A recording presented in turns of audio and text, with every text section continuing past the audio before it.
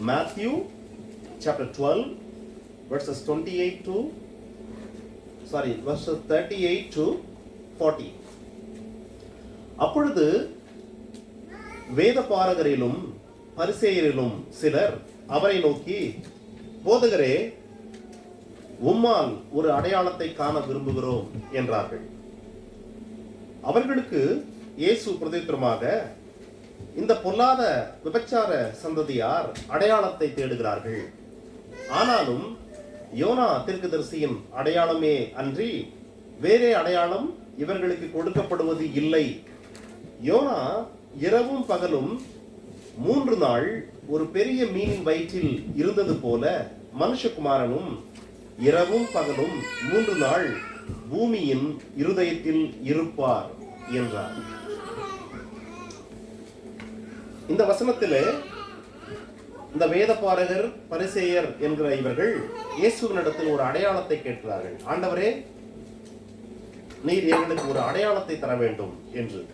இந்த யூதர்கள் எப்பொழுதுமே அடையாளத்தை கேட்கிறவர்கள். ஆகவே அவர்கள் இயேசுவினிடத்தில் ஒரு அடையாளம் வேண்டும் என்று கேட்கிறார்கள். அவர்களுடைய நோக்கம் சரியானது அல்ல என்று இயேசு அறிந்திருக்கிறார். ஆனாலும் அவர்களுக்கு ஒரு அடையாளத்தை இயேசு கொடுக்கிறார். என்ன அடையாளம் என்றால், யோனா தீர்க்கதரிசி தான் அடையாளம் என்று சொல்லுகிறார்.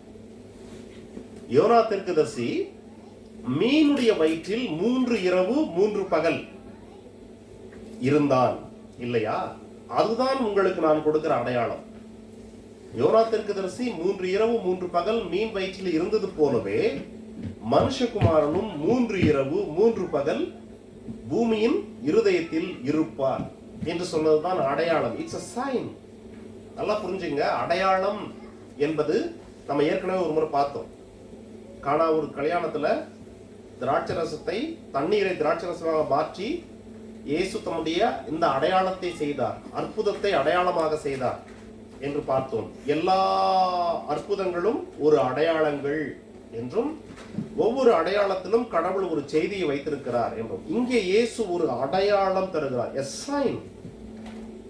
அந்த சைன் தான் என்னன்னா, 3 இரவு 3 பகல் யோனாவை போல பூமியின் இருதயத்தில் இருப்பார் என்பது. ஆக பிரியமானவர்களே, இது மட்டுமல்ல, இன்னும் ஒரு சில இடங்களிலும் இயேசு இந்த 3 நாள் என்கிற காரியத்தை சொல்லி இருக்கிறார். அந்த வசனத்தை காட்டிவிட்டு நான் பின்பு வருகிறேன். என்னோட கூட திருப்புங்கள். மார்க்கு 8ஆம் அதிகாரம் 31ஆம் வசனம். Mark chapter 8 verses 31. அதிலே இயேசு சொல்லுகிறார், அல்லாமலும் மனுஷகுமாரன் பல பாடுகள் பட்டு மூப்பராலும் பிரதான ஆசாரியராலும் வேத பாரகராலும் ஆகாதவன் என்று தள்ளப்பட்டு கொல்லப்பட்டு 3 நாளைக்கு பின்பு உயிர்த்தெழுந்திருக்க வேண்டியது என்று அவர்களுக்கு போதிக்க தொடங்கினார். ஆஃப்டர் 3 days என்று சொல்லி 3 நாளைக்கு பின்பு. ஆக 3 நாளுக்கு பின்பு அல்லது 3 இரவு அல்லது 3 பகலுக்கு பின்பு என்கிற இந்த செய்தி தான் இயேசு அவர்களுக்கு கொடுத்த அடையாளம். இந்த அடையாளத்தை நாம் உள்ளபடியே சரியான முறையில் கற்றுக்கொள்ள வேண்டும் என்றால் நமக்கு ஒரு குறிப்பிட்ட காரியம் தெரிந்திருக்க வேண்டும். என்ன என்றால், பஸ்கா பண்டிகை என்பது என்ன?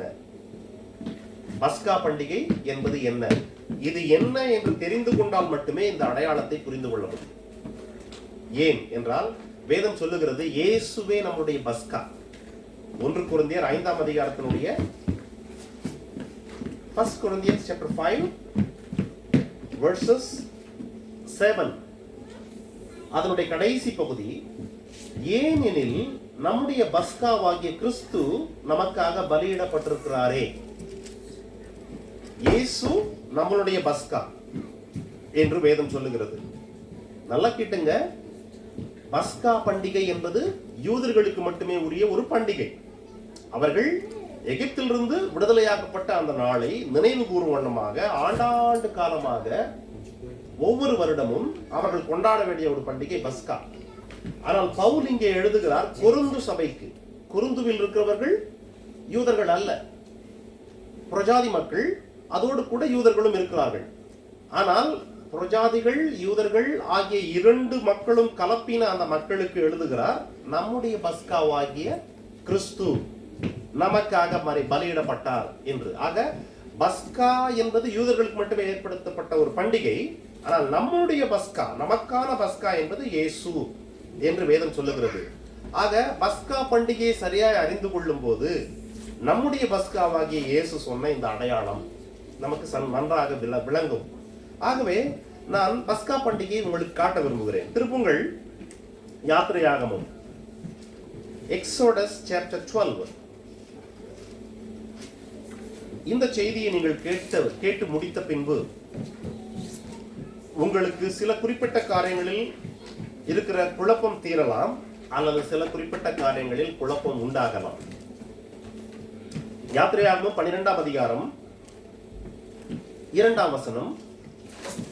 அந்த 2ஆம் வசனத்திலே முதலாவது பஸ்கா பண்டிகைக்கு கடவுள் குறிப்பது என்னவென்றால், இந்த மாதம் உங்களுக்கு பிரதான மாதம், இது உங்களுக்கு வருஷத்தின் முதலாம் மாதமாய் இருப்பதாக என்று கடவுள் ஒரு மாதத்தை முதலாவது சொல்லுகிறார். அந்த மாதம் ஆபிப் மாதம். ஆபிப் அல்லது நிசான். நிசான் ஆபிப் என்கிற இரண்டுமே ஒன்றுதான், வெவ்வேறு பெயரில் இருக்கிற ஒரே மாதத்தை குறிக்கிறது.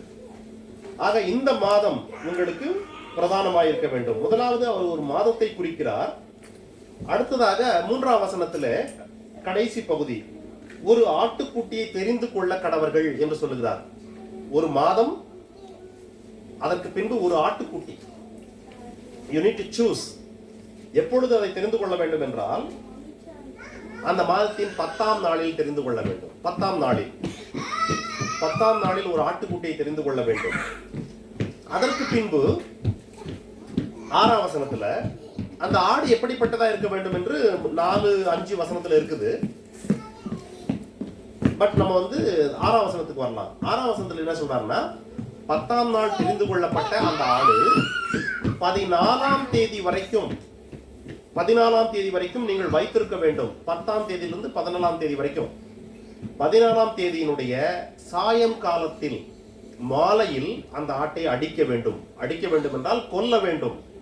கொன்று அதனுடைய ரத்தத்தை சிந்த வேண்டும். அந்த ரத்தத்தை பிடித்துக் கொள்ள வேண்டும். அதை கொண்டு போய் என்ன செய்ய வேண்டும் என்று சொல்லுகிறார். ஆக ஒரு மாதம், அந்த மாதத்தின் 10ஆம் நாள், அந்த 10ஆம் நாளில் ஒரு ஆட்டுக்குட்டி.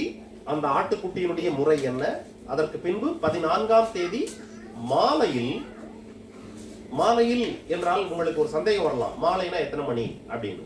ஆகவே சாயங்காலத்தில் அப்படின்னு சொன்னாக்கா, it may afternoon up to evening dark starts. இரவு இருட்டு வருகிற வரைக்கும் துவங்கி அதில் டைம் இஸ் நாட் இம்பார்ட்டன்ட். ஆக சாயும் காலத்தில் அதை கொல்ல வேண்டும். கொன்றுவிட்டு நீ அந்த எப்படி சாப்பிடணும் அதுக்கப்புறம் அதை குறிக்கிறாரு. குறிச்சிட்டு 11ஆம் வசனத்தினுடைய கடைசி பகுதியில் சொல்றாரு, இதுதான் கர்த்தருடைய பஸ்கா, இதுதான் பஸ்கா பண்டிகை, இதுதான் பஸ்கா. என்னது? ஆபிப் மாதத்தில் ஒரு ஆட்டுக்குட்டியை தெரிந்து கொள்ள வேண்டும். 10ஆம் நாளில் 14ஆம் தேதி வரைக்கும் வைத்திருக்க வேண்டும்.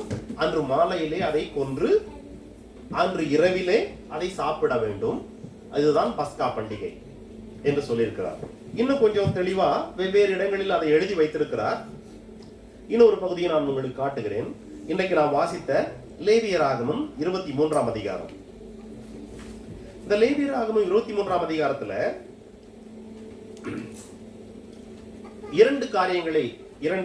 3 காரியங்களை கடவுள் எழுதி வைத்திருக்கிறார். நல்லா கவனிங்க. முதல்ல என்ன சொல்றாருன்னா, இஸ்ரவேல் மக்கள் ஓய்ந்திருக்க வேண்டிய நாட்கள் எவை எவை என்று சொல்லுகிறார். அதில் ஒன்று என்னவென்றால், 3ஆம் வசனம், 6 நாள், வாரத்திற்கு 6 நாட்கள் நீ வேலை செய்து கொள்ளலாம், 7ஆம் நாள் பரிசுத்த நாள். அந்த பரிசுத்த நாளில் வேலை செய்யக்கூடாது. அந்த பரிசுத்த நாளில் நீ ஓய்ந்திருக்க வேண்டும் கடவுளுக்கென்று. இது பண்டிகை அல்ல, இது ஒரு ஓய்வு நாள். இது பண்டிகை அல்ல, இது ஒரு ஓய்வு நாள். இந்த ஓய்வு நாளில் நீ வேலை செய்யக்கூடாது, கடவுளுக்கென்று இருக்க வேண்டும். இது முதலாவது கடவுள் கொடுக்கிற ஒரு கற்பனை இந்த ஓய்வு நாள் விஷயத்துல. அடுத்ததாக 5ஆம் வசனத்தில் சொல்றாரு, 14ஆம் தேதி, அதாவது 1ஆம் மாதம் 14ஆம் தேதி அந்தி வேளையில், மாலை வேளையில் நீ கர்த்தருடைய பஸ்காவை கொண்டாட வேண்டும். இரண்டாவது ஒன்று. அதற்கு பின்பு சொல்றாரு, அதற்கு அடுத்த நாள் 15ஆம் தேதி நீ புளிப்பில்லா அப்ப பண்டிகையை கொண்டாட வேண்டும். அன்று துவங்கி 7 நாட்கள், 15 முதல் 21ஆம் நாள் வரைக்குமான 7 நாட்கள் நீ ஒரு பண்டிகையை கொண்டாட வேண்டும். அந்த பண்டிகைக்கு பேரு புளிப்பில்லா அப்ப பண்டிகை, புளிப்பு கலக்காத அப்பம் சாப்பிடுகிற பண்டிகை. அதாவது ஆங்கிலத்தில் அன்லேவன் பிரெட் ஃபீஸ்ட், அன்லேவன், புளிப்பு கலக்காத அப்பம் சாப்பிடுகிறதான பண்டிகை. இது 7 நாள் கொண்டாட வேண்டும். இந்த 7 நாள் பண்டிகையில முதல் நாள் ஆகிய 15ஆம் தேதியும் கடைசி நாள் ஆகிய 21ஆம் தேதியும் ஆகிய இந்த 2 நாளும் ஓய்வு நாள். பஸ்கா பண்டிகை கொண்டாடுகிற அந்த நாள் இருக்குல்ல, 14ஆம் தேதி, அது ஓய்வு நாள் அல்ல. ஆனால் வாரத்திற்கு 7ஆம் நாள் ஆகிய சனிக்கிழமை இருக்குது அல்லவா யூதர்களுக்கு, அது ஓய்வு நாள். புளிப்பில்லா அப்பை பண்டிகை சாப்பிடுகிற முதல் நாள் ஓய்வு நாள். புளிப்பில்லா அப்பை பண்டிகை சாப்பிடுகிற 7ஆம் நாள் ஓய்வு நாள். இப்படி இவைகள் எல்லாவற்றையும் தெளிவாக கடவுள் கொடுத்திருக்கிறார். 14ஆம் தேதி பஸ்கா, 15 புளிப்பில்லா அப்பம் பண்டிகை துவங்குகிற நாள், அன்று துவங்கி 7 நாட்கள் என்று. இதெல்லாம் ஏன் கொடுத்திருக்கிறாரு என்றால், பழைய ஏற்பாட்டில் இருக்கிற குறிப்பாக இஸ்ரவேல் மக்கள் வாழ்க்கையில் எகிப்திலிருந்து அவர்கள் புறப்பட்ட நாள் துவங்கி அவர்கள் கானானுக்குள் சென்று வாழ துவங்கின வாழ்க்கை வரைக்குமான எல்லாமே நமக்கு புதிய ஏற்பாட்டில் ஒவ்வொரு காரியத்திற்குமான அடையாளங்கள். பஸ்கா ஆடு என்றைக்கு அடிக்கப்பட்டது? அன்றைக்கு 14ஆம் நாள் ஆபிப் மாதத்தில். அப்ப இயேசு என்றைக்கு அடிக்கப்பட்டிருக்க வேண்டும் என்றால் பஸ்கா பண்டிகையிலே. இவை ஒவ்வொரு காரியமும் நமக்கு ஒரு அடையாளங்கள். இதுதான் இயேசு அடையாளமா சொன்னார். இயேசுவை மேசியா என்று அவர்கள் ஏற்றுக்கொள்ளவில்லை. வேதப்பாரர்களும் பரிசேயர்களும் அவர்கள் கேட்கிறாங்க, ஒரு அடையாளம் கொடு. நான் கொடுக்கிற அடையாளம் ஒன்னே ஒண்ணுதான், அது யோனா தீர்க்கதரிசியுடைய அடையாளம். மனுஷகுமாரன் யோனா தீர்க்கதரிசி மீன் வயிற்றில் 3 இரவு 3 பகல் இருந்தது போலவே பூமியின் இருதயத்திற்குள் 3 இரவு 3 பகல் இருப்பார். அப்படி இருந்தார்னா அவர் தான் மேசியா என்பதை இவர்கள் புரிந்து கொள்ள வேண்டும். அதற்காக தான் இந்த அடையாளத்தை அவர் சொல்றாரு.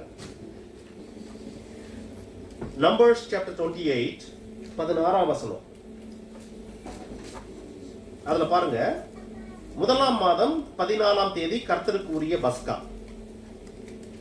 யாத்திரையாகமத்துல எழுதி வச்சிட்டாரு, லேவியராகமத்துல எழுதி வச்சாரு, இப்ப எண்ணாகமத்துல எழுதியிருக்காரு, இதுக்கப்புறம் உபாகமத்திலே எழுதியிருக்கிறாரு.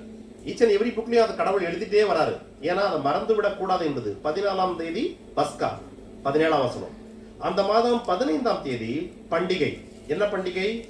7 நாள் கொண்டாட வேண்டிய புளிப்பில்லாத அப்பம் சாப்பிடுகிற பண்டிகை, அன்லெவன் பிரெட். அந்த 15ஆம் தேதி யாதொரு வேலையும் செய்யக்கூடாது. காரணம், அது ஒரு பரிசுத்த சபை கூடுதல் இருக்கிற நாள். அப்படியே அதே அதிகாரத்தினுடைய 25ஆம் வசனத்துக்கு வந்தீங்கன்னா, 7ஆம் நாளிலே பரிசுத்த சபை கூடுதல் இருக்க வேண்டும். அது சாதாரண எந்த ஒரு வேலையும் செய்யக்கூடாத ஒரு நாள், பரிசுத்த நாள், ஓய்வு நாள். இப்படி ஒவ்வொரு புத்தகமாக கடவுள் இவைகள் எல்லாவற்றையும் கொடுத்து கொண்டே வருகிறார். பஸ்கா பண்டிகை, பஸ்கா பலி பண்டிகை, உணவு, புளிப்பில்லா அப்பம் சாப்பிடுகிற பண்டிகை என்கிற இவைகள் எல்லாம் சொல்லிவிட்டு தான் கடவுள் அவர்கள் நடத்தி கொண்டு வந்தார். இப்ப இயேசு இந்த யூதர்கள்ட்ட என்ன சொன்னாரு? ஒரு அடையாளம் கொடுத்திருக்கிறாரு. பிரியமானவர்களே, இதை இப்பொழுது நாம் ஒன்றொன்றாய் மேட்ச் பண்ணலாம். மேட்ச் பண்ணும்போது you will come to know very beautifully how Bible has fulfilled. நான் முதலாவது அதை எங்கே துவங்குகிறேன் என்றால், யோவான் 1ஆம் அதிகாரத்தினுடைய 29ஆம் வசனம். யோவான் சொல்றாரு தன்னுடைய சீஷர்களை பார்த்து, இயேசுவை கை காட்டி, இதோ உலகத்தின் பாவத்தை சுமந்து தீர்க்கிற தேவ ஆட்டுக்குட்டி. இயேசுவை காட்டுகிறார். இவர்தான் உலகத்தின் பாவத்தை சுமந்து தீர்க்க போகிற தேவ ஆட்டுக்குட்டி. அதாவது பஸ்காவில் பலியிடுகிற ஆட்டுக்குட்டியின் ரத்தத்தை எடுத்து பூசின மக்கள் மட்டும்தான் பாதுகாக்கப்பட்டாங்க. ஆக இயேசுவின் உலகத்தின் பாவத்தை சுமந்து இருக்கிற இயேசு கிறிஸ்து தான் அந்த ஆட்டுக்குட்டி என்று இங்கே காட்டப்படுகிறார். முதலாவது. பின்பு என்ன சொல்ல வருகிறதுனா, சாயங்காலத்தில் தான் அந்த பஸ்கா ஆட்டை அடிக்க வேண்டும். நம்ம பார்த்தோம் இல்லையா, சாயங்காலத்தில் அடிக்க வேண்டும். இயேசு எப்பொழுது அடிக்கப்பட்டார்னா, சிலுவையில் ஆணி அடிக்கப்பட்டார் என்பதல்ல கேள்வி. எப்பொழுது அவர் உயிரை விட்டார், ஜீவனை விட்டார். ஏன்னா ஆட்டை பொறுத்த வரைக்கும் கழுத்தை அறுத்த உடனே அது இறந்து போய்விடும். ஆனா இயேசு ஏறக்குறைய 3-4 மணி நேரம் சிலுவையில் தொங்கிக் கொண்டிருந்தார். ஆனால் அந்த 4 மணி நேரத்தினுடைய முடிவுக்கு பின்புதான் அவர் இறந்தார். வேதம் என்ன சொல்லுகிறது? 6ஆம் மணி வேலை முதல் 9ஆம் மணி நேரம் வரைக்கும் பூமி எங்கும் அந்தகாரம் உண்டாயிற்று. இயேசு 9ஆம் மணி நேரத்திற்கு பின்புதான் என் கடவுளே ஏன் என்னை கைவிட்டீர் என்று ஜெபிக்கிறார்.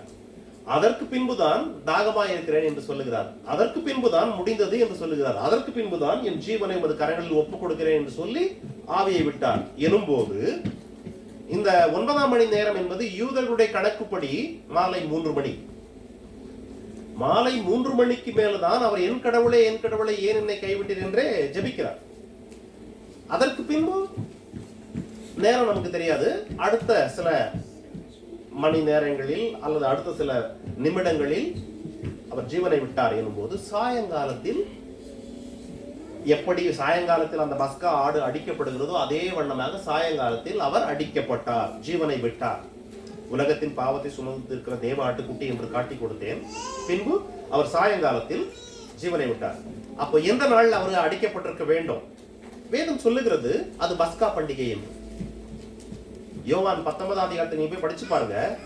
இயேசுவை பிலாத்துவினிடத்தில் கொண்டு போகிறார்கள். ஆனா வேதபாரகர்கள் பரிசேயர்கள் யாரும் பிலாத்துவினுடைய அரண்மனைக்குள் போகவில்லை. ஏன் போகவில்லையா? தீட்டுப்படாமல் அவர்கள் பஸ்காவை சாப்பிட வேண்டும் என்பதற்காக. ஆக அன்றைக்கு பஸ்கா பண்டிகை, அன்றைக்கு பஸ்கா, அது ஓய்வு நாள் அல்ல. அன்றைக்கு பஸ்கா, ஆனால் ஓய்வு நாள் இல்ல. ஆகவேதான் அவர்கள் இவ்வளவு வேலை செய்ய முடிகிறது அவர்களால். ஆக பஸ்கா பண்டிகை அன்றைக்கு இயேசு அடிக்கப்பட்டார். நமக்கு அதுல எந்த சந்தேகமும் இல்லை. நான் ஏன் இதை இவ்வளவு அழுத்தமாக சொல்லிக் கொண்டு வருகிறேன் என்றால், இயேசு சொன்ன அந்த அடையாளத்திற்கு வர வேண்டும் என்றால் இதை நாம் இப்படிதான் கடந்து போக வேண்டும். இப்படி கடந்து போகும்போது அந்த அடையாளம் நமக்கு சரியா புரியும். ஆக இயேசு பாவத்தை தீர்க்கிறவர், சுமந்து தீர்க்கிறவர், சாயங்காலத்தில் அடிக்கப்பட்டார். அந்த வசனத்தை உங்களுக்கு காட்ட விரும்புகிறேன். யோவான் 19:42 வாங்க. John chapter 19 verses 42.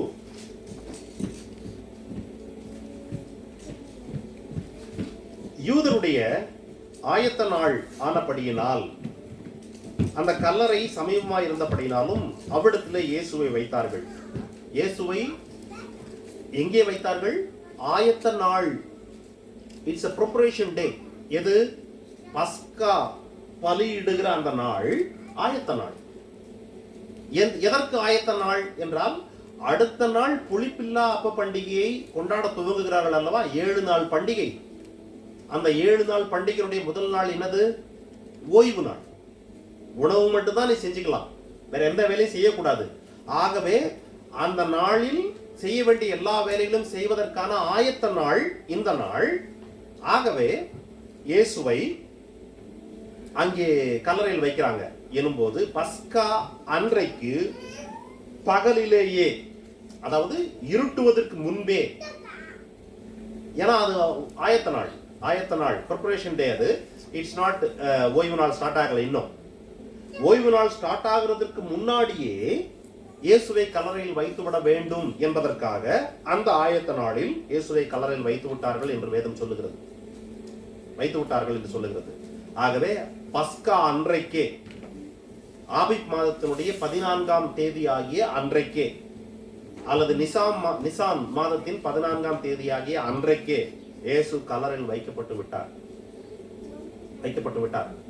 அன்றைக்கு அடிக்கப்பட்டார், அன்றைக்கே கல்லறையில் வைக்கப்பட்டு விட்டார். யோவான் 19:31.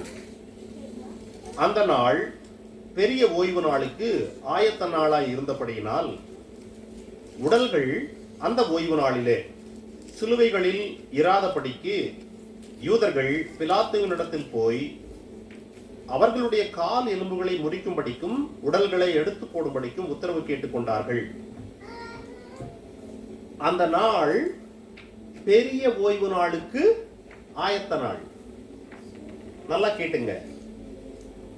கடவுள் லேவியர் ஆகமத்தினுடைய 23ஆம் அதிகாரத்தில் நமக்கு என்ன சொன்னாரு? 7 நாள், 6 நாள் நீ வேலை செய்யலாம், 7ஆம் நாள் ஓய்வு நாள். 7ஆம் நாளில் எந்த வேலையும் செய்யக்கூடாது. எந்த வேலையும் செய்யாம ஓய்ந்திருக்கிற நாள் ஓய்வு நாள். ஆனா இந்த புளிப்பில்லா அப்ப பண்டிகையினுடைய 7 நாள் பண்டிகையிலே முதல் நாள் ஓய்வு நாள், 7ஆம் நாள் ஓய்வு நாள். அப்போ ஓய்வு நாள் என்றாலே ஓய்வு நாள் தான். அதுல எந்த பெரிய சிறப்பு ஓய்வு நாள்கள் கிடையாது. ஓய்வு நாள் என்றால் ஓய்வு நாள், வேலை செய்யக்கூடாது, வீட்டில் சமைச்சிக்கலாம் சாப்பிட்றதுக்கு, அவ்வளவுதான். வேற எந்த வேலையும் செய்யக்கூடாது. ஓய்வு நாள் தான்.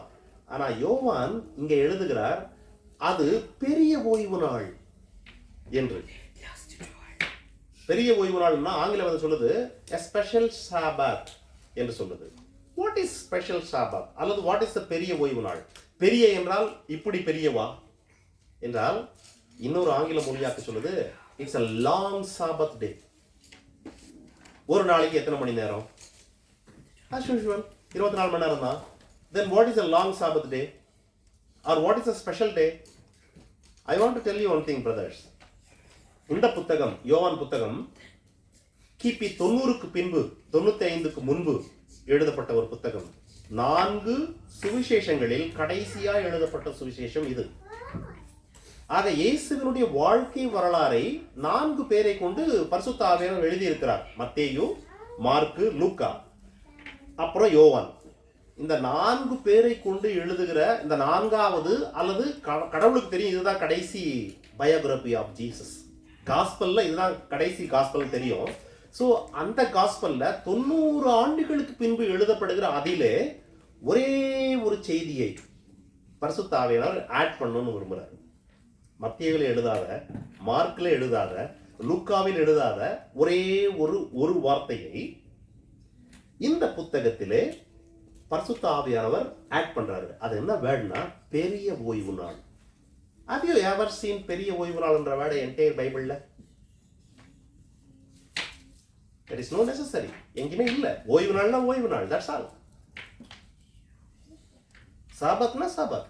But this is the only place it mentioned with purpose by the Holy Spirit.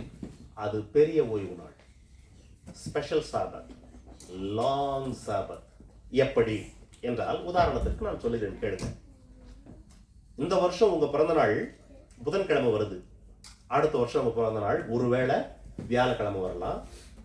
அதுக்கு அடுத்த வருஷம் அதே தேதி தான், தேதி அதே தான், ஆனா சனிக்கிழமை வரலாம்.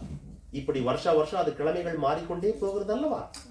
த சேம் வே ஆபிப் மாதத்தினுடைய முதல் நாள் ஒவ்வொரு வருடமும் ஒவ்வொரு கிழமைகளில் வரும், ஒவ்வொரு வருடமும். ஆனா ஆபிப் மாதத்தினுடைய அந்த 14ஆம் தேதி தான் பஸ்கா.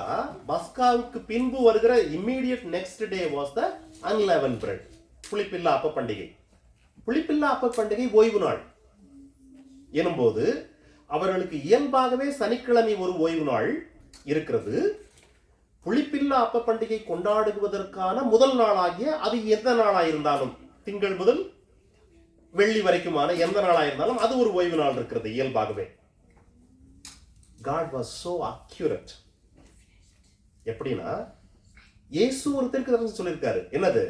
யோனா தீர்க்கதரிசியை போலவே 3 இரவு 3 பகல் மனுஷகுமாரன் பூமியின் இருதயத்துக்குள் இருப்பார். அது நிறைவேற வேண்டும் கடவுளுக்கு. யோனா 3 இரவு 3 பகல் இருந்தார்.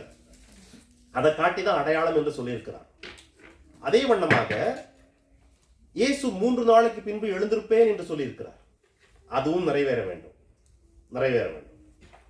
ஆகவே God was very clear in his calendar that particular year, எப்பொழுது இயேசு சிலுவையில் அறையப்பட்டாரோ அந்த வருடத்தில் பஸ்கா பண்டிகை வியாழக்கிழமை வரும்படியாகவும், வெள்ளிக்கிழமை அவர்களுக்கு இயல்பான ஓய்வு நாள் இல்ல. சாதாரணமா சனிக்கிழமை தான் ஓய்வு நாள். ஆனா வெள்ளிக்கிழமை 15ஆம் தேதி என்பதனாலே என்ன துவங்குகிறது? புளிப்பில்லா அப்ப பண்டிகை துவங்குகிறது. ஆகவே அந்த 15ஆம் தேதி ஆகிய அன்றைக்கு என்ன கிழமையா இருந்தாலும், according to us today Friday, ஓய்வு நாள். அடுத்த நாள் இயல்பாகவே அவர்களுக்கு ஒரு சனிக்கிழமை ஓய்வு நாள். That is what Holy Spirit is giving here. It is a long Sabbath day. 2 ஓய்வு நாட்கள் தொடர்ந்து வருகிற ஒரு ஓய்வு நாள். It will happen every 8 years or 7 years once in the history அவர்களுக்கு. ஏன்னா எப்படியும் ஒரு வெள்ளிக்கிழமையில வந்து புளிப்பில்லா அப்ப பண்டிகை வந்துதானே ஆகணும். 7 வருஷத்துக்கு ஒரு முறை அல்லது 8 வருஷத்துக்கு ஒரு முறை. So it will happen every 7 years. அதெல்லாம் அவர்களுக்கு செய்தியே இல்லை, ஏன்னா அது அவர்களுடைய வாழ்க்கை. But this is important. That's what here God is mention here. By mentioning here, Yesu ஆண்டவர் என்றைக்கு சிலுவையில் அறையப்பட்டார்? பஸ்கா அன்றைக்கு. பஸ்கா என்ன கிழமை நமக்கு தெரியாது. But we know one thing very certainly. What is that was? இயேசு ஞாயிற்றுக்கிழமை காலையில் உயிர்த்தெழுந்தார். வாரத்தின் முதல் நாள் அன்று காலையிலே உயிர்த்தெழுந்தார் இல்லையா? இப்ப இயேசு மத்தேயு 12 என்ன சொன்னாருங்க? யோனா தீர்க்கதரிசியை போலவே. நம்ம யோனா தீர்க்கதரிசி முதல்ல பார்த்துக்கலாம் வாங்க. யோனா 1:17. யோனாவை விழுங்கும்படி ஒரு பெரிய மீனை கர்த்தர் ஆயத்தப்படுத்தி இருந்தார். அந்த மீன் வயிற்றிலே யோனா இரா பகல் 3 நாள் இருந்தான். யோனா மீன் வயிற்றில் எத்தனை நாள் இருந்தாங்க? 3 நாள். ஆனா 3 நாள்னு சாதாரணமா பைபிள் சொல்லல. That's what you need to see. இரவு பகல் என்று 3 நாள் இருந்தான். அந்த இரவு என்பது 12 மணி நேரம், பகல் என்பது 12 மணி நேரம் என்று 24 மணி நேரம் ஒரு நாள். ஆனா முழு 12 மணி நேரமாகி இரவும் இருந்தானா அல்லது முழு 12 மணி நேரமாகி பகலும் இருந்தானா என்பதல்ல கேள்வி. இங்கு கேள்வி இரவு பகல். அந்த இரவிலே 2 மணி நேரம் இருந்தாலும் இரவு இரவு தான். பகல்ல 2 மணி நேரமோ 5 மணி நேரமோ இருந்தாலும் பகல் பகல் தான். ஆக இரவு பகல் இரவு பகல் இரவு பகல் என்று சொல்லி 3 இரவு 3 பகல் இருந்தான்.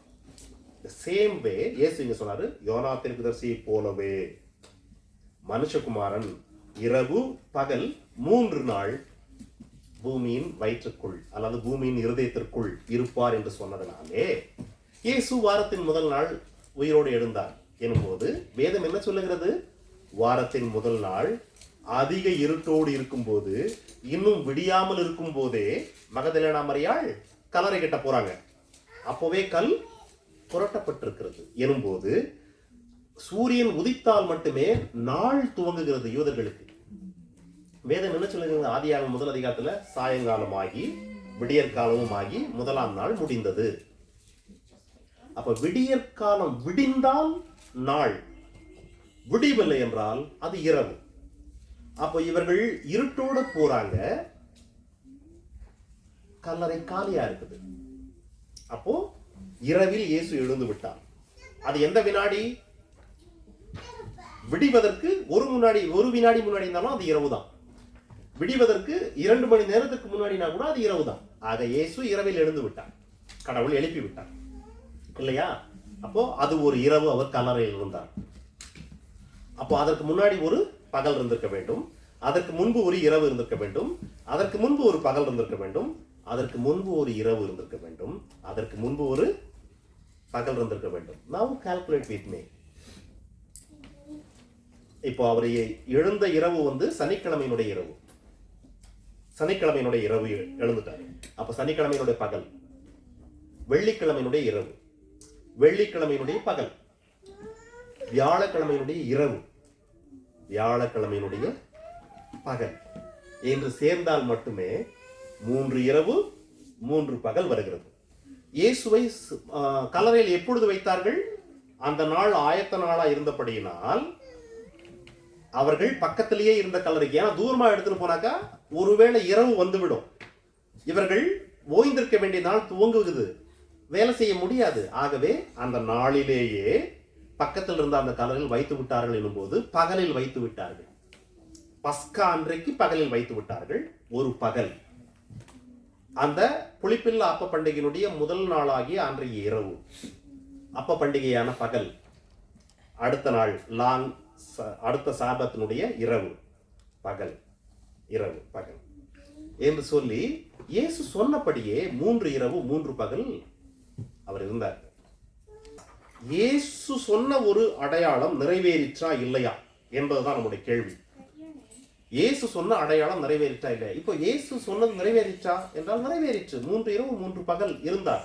அக்கார்டிங் டு த பஸ்கா பண்டிகை, according to the unleavened bread first days 1, according to வாரத்தினுடைய முதல் நாள் அவர் இழந்தார் என்கிற எல்லா காரியத்தையும் நீங்கள் இணைக்கும் போது you will get a beautiful picture that Jesus was 3 days and 3 nights பூமியினுடைய இருதயத்திற்குள் இருந்தார் என்று. இதுதான் அந்த லாங் சாபத்தினுடைய பின்னணி, இந்த லாங் சாபத்தினுடைய பின்னணி. இப்பொழுது வாங்க மத்தேயு 12ஆம் அதிகாரத்துக்கு, சேம் வெர்சஸ் நம்ம வாசித்த அந்த பகுதிக்கு வாங்க. அதுல இயேசு என்ன சொல்லுகிறாருன்னா, மனுஷகுமாரன் பூமியின் இருதயத்தில் இருப்பார் 3 நாள் 3 இரவு என்று சொல்லியிருக்கிறார். பூமியின் இருதயம் எங்கே இருக்கிறது? பூமியினுடைய இருதயம் எங்கே இருக்கிறது என்றால், இருதயம் என்பதை விட சென்டர் ஆஃப் எர்த் என்று எடுத்துக்கொள்ளலாம். You can take heart of earth in English Bible, or you can take centre of earth. Centre of earth எங்க இருக்குது என்றால், பூமிக்கு கீழே இருக்குது. நம்ம நிற்கிறோம், பூமி என்பது ஒரு உருண்டை, ஆகவே மையத்தில் இருக்கிறது. அங்கதான் இருக்கு மையம். அந்த மையத்தில் என்ன இருக்குது என்றால், பாதாளம் இருக்கிறது. பாதாளம் இருக்கிறது.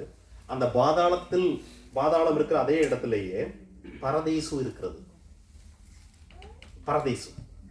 இயேசு சிலுவையில் என்னங்க சொன்னாரு அந்த கள்வன் கிட்ட? இன்றைக்கு நீ என்னுடனே கூட பரதீசில் இருப்பாய் என்றார். பரதீசுன்னு நம்ம எல்லாருமே மேலதான் நினைச்சுக்கிறோம் இல்லையா? பரதீசில் இருப்பாய்ன்னு சொன்னாரு. ஆனா இயேசு இங்க என்ன சொன்னாரு? 3 நாள் 3 இரவு மனுஷகுமாரன் பூமியின் இருதயத்திற்குள் இருப்பார் என்று சொல்றாரு. அப்போ இயேசு 3 நாள் 3 இரவு இருதயத்திற்குள் இருப்பார், பூமியின் இருதயத்திற்குள் என்று சொல்லுகிறார். மரிப்பதற்கு சற்று முன்பு கள்வன் இடத்துல நீ என்னோடு கூட பரதீசில் இன்றைக்கு இருப்பாய் என்று சொல்லுகிறார். எனும்போது இயேசு 3 நாள் பூமியின் இருதயத்திற்குள் இருந்தாரா? இருந்தார். அந்த கள்வன் இயேசுவோடு பரதேசில் இருந்தானா? இருந்தான். எனும்போது பரதேசி எங்கே இருந்திருக்க வேண்டும்? பூமியின் இருதயத்திற்குள் இருந்திருக்க வேண்டும். பூமியின் இருதயத்திற்குள் இருந்திருக்க வேண்டும் பரதேசி. The center of earth. இன்னொரு அதை நீங்கள் புரிந்து கொள்ள நான் ஒரு உதாரணத்தை காட்டுறேன். திருப்புங்க என்னன்னு கூட லூக்கா 16ஆம் அதிகாரத்துக்கு. Luke Gospel chapter 16. அதுல இயேசு ஒரு ஓமை சொல்றாருங்க. ஐஸ்வர்யவான் லாசரு என்கிற ஒரு ஓமை. அதுல லாசரு மரித்து போகிறான், அடக்கம் செய்யப்படுகிறான். அடக்கம் செய்யப்பட்டு தேவ தூதர்களால் அவன் கொண்டு போய் ஆபிரகாமுடைய மடியிலே விடப்படுகிறான் இல்லையா? மடியில் கொண்டு போய் விடப்படுகிறான் என்று சொல்லி இயேசு சொன்ன ஒரு ஓமை இருக்கிறது. ஐஸ்வர்யவான் மரிக்கிறான், அவன் பாதாளத்தில் இருக்கிறான் இல்லையா? பாதாளத்தில் இருக்கிற அவன் யாரை பார்க்கிறானா? ஆபிரகாமை பார்க்கிறான். தூரத்தில் கண்ணெடுத்து ஆபிரகாமுடைய மடியில லாசருவை பார்க்கிறான். எனும்போது பாதாளமும் ஆபிரகாம் இருந்த இடமாகிய ஒரு இடமும், அது அந்த இடத்துக்கு இப்ப நம்ம பேர் வைக்க வேணாம், ஒரு இடமும் எங்கே இருந்தது? அருகருகே இருந்தது, பக்கத்திலே இருந்தது. இங்கே இருந்து அங்கே பார்க்க முடியும், அங்கே இருந்து இங்கே பார்க்க முடியும், இங்கே இருந்து அங்கே பேச முடியும், அங்கே இருந்து இங்கு பேச முடியும். ஆனால் இங்கே இருந்து அங்கே போக முடியாது, அங்கே இருந்து இங்கு வர முடியாது. 26ஆம் வசனத்தில் ஆபிரகாம் சொல்றாரு பாருங்க, அதுவும் அல்லாமல் இவ்விடத்திலிருந்து உங்களிடத்திற்கு கடந்து போகவும் அவ்விடத்திலிருந்து எங்களிடத்திற்கு கடந்து வரவும் யாருக்கும் முடியாது. 2 பேருக்கு ஒரு பெரும் பிளப்பு இருக்குது. ஆனா நீ என்னை பார்க்க முடியும், பேச முடியும். ஆக பாதாளமும் பரதீசும், அல்லது பரதீசு இல்ல, பாதாளமும் ஆபிரகாம் இருந்த இடமும் ஒரே இடத்துல தான் இருந்துச்சு. ஒரே இடத்துல தான் இருந்துச்சு. முதலாவது இந்த செய்தியை வைத்துக் கொள்ளுங்க. அடுத்தது, இயேசு பூமியின் மையத்துல இருந்தார் 3 நாள். பூமியினுடைய ஹார்ட்ல இருந்தார் 3 நாள் என்பது உறுதி. காரணம், அவர் அடக்கம் பண்ணப்பட்டு விட்டார். அடக்கம் பண்ணப்படுகிறதான சாதாரண இந்த நிலம் இருக்குது இல்ல, அது பூமியினுடைய மையம் இல்லை. அது பூமியினுடைய மையம் இல்லை. அடக்கம் பண்ணப்படுகிற இடம், பூமியின் மையம் என்பது வேறு. ஆகவே தான் இயேசு நான் பூமியின் இருதயத்திற்குள் இருப்பேன் என்று சொன்னார். அதே வேளையில் இயேசு கள்வனுக்கு வாக்கு கொடுத்திருக்காரு, பரதீசில் என்னோடு கூட இருப்பார் அப்படின்னு. அப்ப பரதீசு பூமியின் மையத்திற்குள் இருந்தது. அங்கே இயேசு போனாரு, கள்வனையும் கொண்டு போனார். இயேசு அங்கே இருந்தார். இது முதல் விஷயம். ஆக இப்பொழுது பரதீசு அங்கேதான் இருக்குதா? பூமியின் மையத்தில் தான் இருக்குதா என்றால் இல்லை. When Jesus resurrected, Paradisu was lifted to heaven. பரதீசு எங்க போயிடுச்சுனாக்கா ஹெவனுக்கு போயிடுச்சு. பரதீசு இப்ப பூமியின் மையத்துல இல்லை. 2 கொரிந்தியர் 12ஆம் அதிகாரம் 2 Corinthians chapter 12 verses 2 and 3. கிறிஸ்துவுக்குள்ளான ஒரு மனுஷனை அறிவேன், அவன் 14 வருஷத்திற்கு முன்பு 3ஆம் வானம் வரைக்கும் எடுக்கப்பட்டான். 3rd heaven வரைக்கும் எடுக்கப்பட்டான். அவன் சரீரத்தில் இருந்தானோ சரீரத்திற்கு புறம்பாய் இருந்தானோ அதை அறியேன், தேவன் அறிவார். அந்த 3ஆம் வானம் வரைக்கும் எடுக்கப்பட்டான்ல அவன், அடுத்த வசனத்துல, அந்த மனுஷன் பரதீசுக்குள் எடுக்கப்பட்டு மனுஷர் பேசப்படாததும் வாக்குக்கு எட்டாததுமான வார்த்தைகளை கேட்டான் என்று அறிந்திருக்கிறேன். அவர் எங்கே எடுக்கப்பட்டாரா? 3ஆம் வானம், முதலாவது. அந்த 3ஆம் வானத்தில் அவர் எதற்குள் நுழைஞ்சாரா? பரதீசுக்குள். ஆனா திரும்ப வந்துட்டார். இது கடவுளே அவரை கொண்டு போனது பரதீசுக்கு. மற்றபடி வேற யாருமே இந்த வானங்களை கடந்து, முதல் வானம் 2ஆம் வானத்தை கடந்து 3ஆம் வானத்திற்கு நியாய தீர்ப்பு பெறாம போக முடியாது. இயேசு உயிரோடு எழுந்த பின்பு மேல போயிடுச்சு, 3rd heavenக்கு போயிடுச்சு. ஆனா பரதீசு அப்பொழுது இயல்பாகவே அது அங்கேதான் இருந்தது என்றால் இயேசு எப்படி பூமியின் மையத்திற்குள் இருந்திருக்க முடியும் 3 நாள்? இது முதல் கேள்வி. ஆகவே இவைகள் எல்லாவற்றையும் நீங்கள் சரியாய் பொருத்துகிற போது you will come to know. I will give you one more things. என்னவென்றால், யோனா மீனுடைய வயிற்றில் எப்படி இருந்தாங்க? செத்து போயிருந்தானா? இல்ல, 3 இரவு 3 பகலும் உயிரோடு தான் இருந்தான். இப்ப இயேசு அடக்கம் பண்ணப்பட்டிருக்காருல்ல, வேதம் சொல்லுகிறது அவர் ஆவியில் உயிர்ப்பிக்கப்பட்டார். மரித்த வினாடியிலே அவரை அடக்கம் பண்ணிட்டாங்க அடுத்த கொஞ்ச நேரத்துல. ஆனா அடக்கம் பண்ணாங்கல்ல, ஜீசஸ் வாஸ், அவருடைய சரீரம் அங்கேதான் இருந்தது. 1 Peter chapter 3 verses 18 and 19. ஏனெனில் கிறிஸ்துவும் நம்மை தேவனிடத்தில் சேர்க்கும்படி அநீதி உள்ளவர்களுக்கு பதிலாக நீதி உள்ளவராய் பாவங்களின் நிமித்தம் ஒரே தரம் பாடுபட்டார். அவர் மாம்சத்திலே கொலை உண்டார், ஆவியிலே உயிர்ப்பிக்கப்பட்டார். அந்த ஆவியிலே அவர் போய் காவலில் உள்ள ஆவிகளுக்கு பிரசங்கித்தார். அந்த ஆவிகள் யாரு? 20ஆம் வசனம். பூர்வத்திலே நோவா பேழையை பண்ணும் நாட்களிலே தேவன் நீடிய பொறுமையோடு காத்திருந்த போது கீழ்ப்படியாம போனவைகள் தான் அந்த ஆவிகள். நல்லா கேட்டுங்க. இயேசு என்ன பண்ணாரா? அந்த 3 நாள் அடக்கம் பண்ணப்பட்ட இருந்த போனாங்க, அவர் ஆவியில் உயிர்ப்பிக்கப்பட்டார். அவர் உயிரோடு எழுந்திருக்கவில்லை, ஆனால் ஆவியில் உயிர்ப்பிக்கப்பட்டார். அந்த ஆவியிலே எங்கே இருந்தாரு? பூமியின் மையத்தில், பரதீசுல. அப்போ பரதீசுல அவர் ஆவியாய் உலாவி கொண்டிருந்தார். அப்படி உலாவி கொண்டிருந்தவருக்கு ஒரு டாஸ்க் இருந்துச்சு. அது என்ன டாஸ்க்னா, பாதாளத்தில் கட்டப்பட்டிருந்த நோவா காலத்து கீழ்ப்படியாத ஆவிகளுக்கு அவர் பிரசங்கம் பண்ணார். அந்த நாட்கள்ல அவர்கள்லாம் மனம் திரும்பினாங்களா? மனம் திரும்புகிற செய்தி அவர்களுக்கு சொல்லல. அவரு மனம் திரும்புவதற்கு ஒன்றும் அழைப்பு கொடுக்கல. ஆவியா ஆனதுக்கு அப்புறம் மனம் திரும்புவதற்கு இடமே இல்லை. பிரசங்கித்தார் என்று மட்டும் தான் போட்டிருக்குது பைபிள். நற்செய்தி அறிவித்தார்னு சொல்லல, அவர்கள் மனம் திரும்பினாங்கன்னு சொல்லல. ஆகவே இயேசு ஆவியில் உயிர்ப்பிக்கப்பட்டு போய் பிரசங்கித்தார். பிரியமானவர்களே, இந்த எல்லா காரியங்களையும் ஒன்றாக இணைத்து நாம் பார்க்கும்போது பஸ்கா பண்டிகை, புளிப்பில்லா அப்ப பண்டிகை, பஸ்காவின் நாள், புளிப்பில்லா அப்ப பண்டிகையினுடைய அந்த 15ஆம் நாள், அந்த நாளில் இருக்கிறதான ஓய்வு நாள், அதற்கு பின்பு வருகிற 7 நாட்கள் என்கிற எல்லா காரியத்தையும் ஒன்றோடு ஒன்று நீங்கள் இணைத்து பார்க்கும்போது இயேசு மத்தேயுவிலே அந்த வேதபாரர்கள் பரிசேயர்களிடத்தில் சொன்ன வண்ணமாகவே 3 நாள் 3 இரவு பூமியின் மையத்தில், இருதயத்தில் இருந்தார். இந்த காரியத்தை எத்தனை பேர் விசுவாசிக்கிறீங்க? First question. இயேசு 3 இரவு 3 பகல் பூமியில் இருந்தார் என்பதை எத்தனை பேர் விசுவாசிக்கிறீங்க?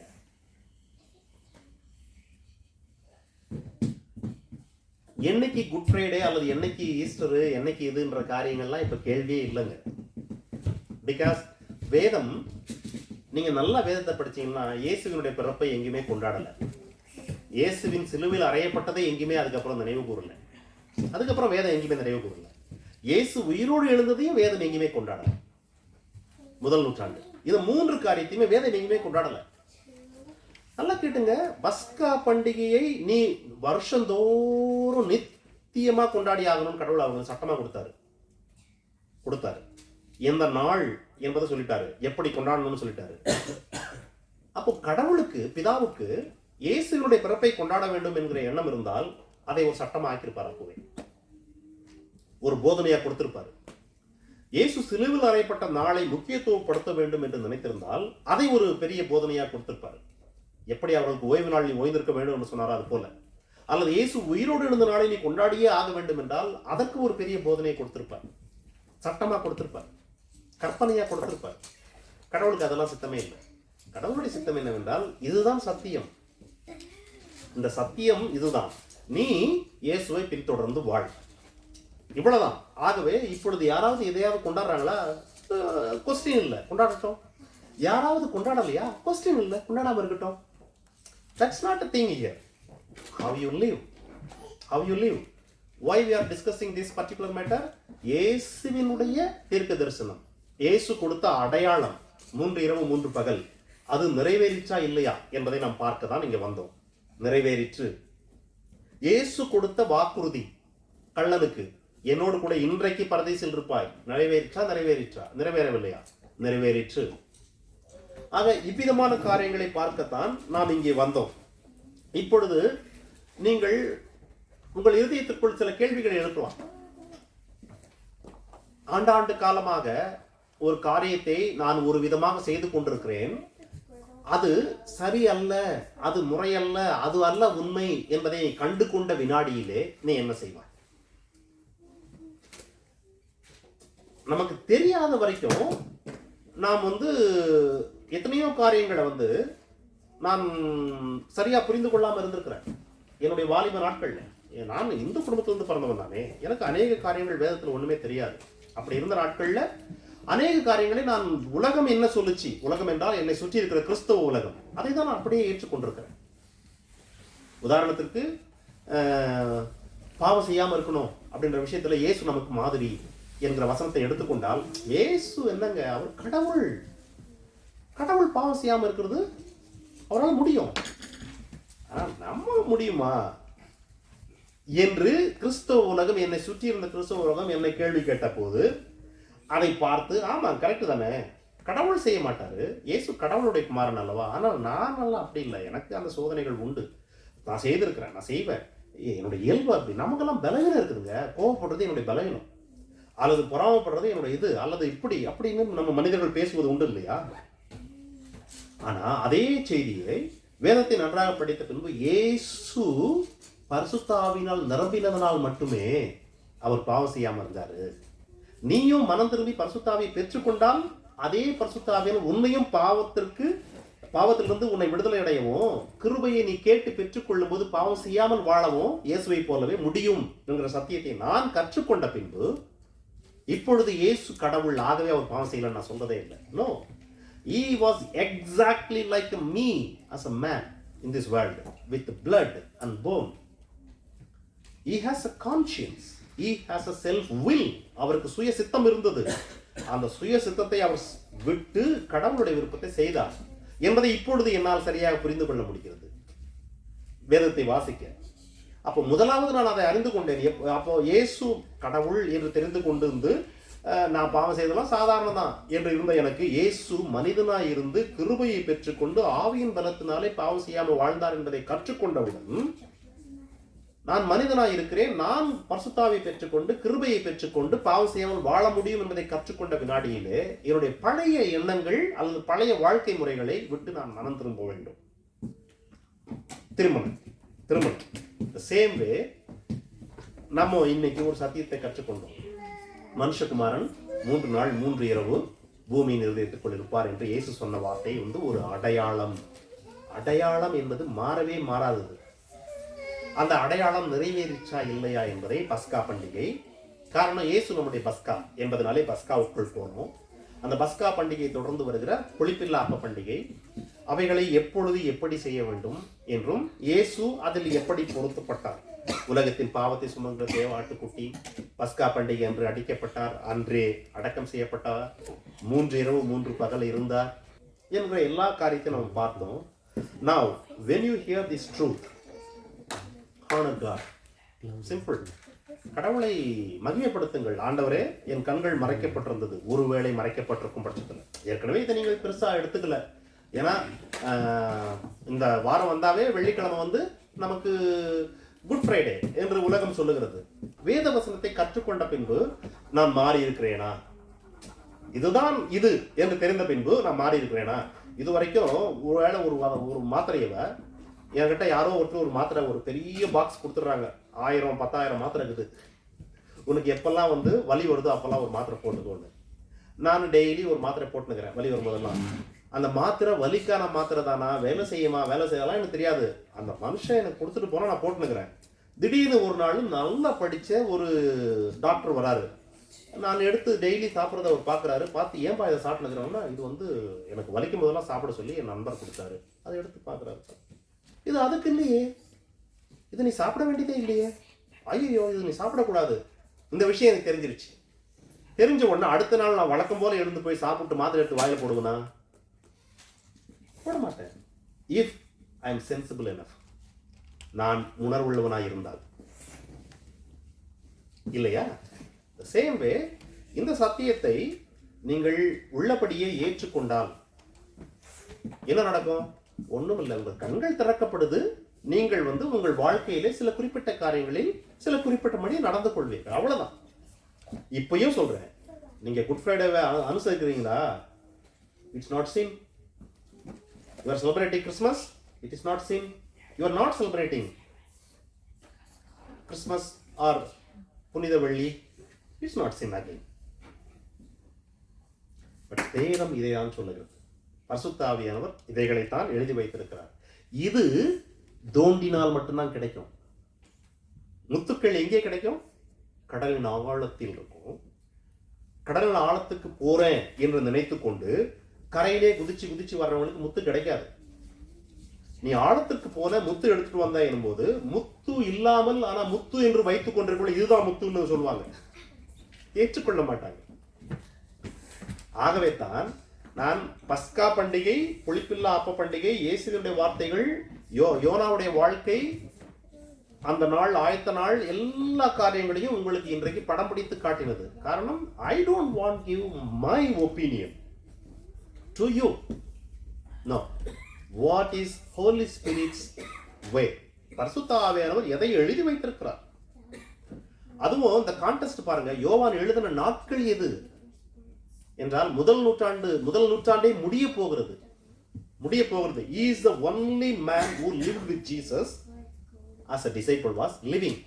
அவர் இன்னும் சில வருடங்களில் மரிக்க போகிறார். அப்பொழுது எழுதுகிற புத்தகத்தில், அதுவும் புத்தகம் 19 அதிகாரத்தை எழுதி ஆகிவிட்டது, இன்னும் 2 அதிகாரம் தான் முடிய போகுது புத்தகமே. அங்கே it was a special Sabbath day என்கிற ஒரு மென்ஷன் மட்டும் பரிசுத்த ஆவியானவர் கொடுத்திருக்கிறார். Why was that? இயேசு ஏற்கனவே சொன்னது போல, காதுள்ளவன் கேட்க கடவன் என்பது போல, உணர்வுள்ளவன் பார்க்க கடவன், அல்லது விசுவாசிக்கிறவன் விசுவாசிக்க கடவன் என்பதற்காக ஆண்டவர் எழுதி வைத்திருக்கிறார். இயேசுவின் வார்த்தையின்படியே அந்த அடையாளத்தை நிறைவேற்றினார். 3 இரவு 3 பகல் பூமியின் மையத்தில், பூமியின் இருதயத்திற்குள் இருந்தார். அவரிடத்தில் கேள்வி கேட்ட அந்த பரிசேயர்கள், வேதப்பாரர்கள் பின்வரும் நாளில் அதை ஏற்றுக்கொண்டிருப்பாங்க. அவங்களுடைய ஒரு வார்த்தையை உங்களுக்கு காட்டுற பாருங்க. மத்திய 27 வாங்க. மேத்யூ 27.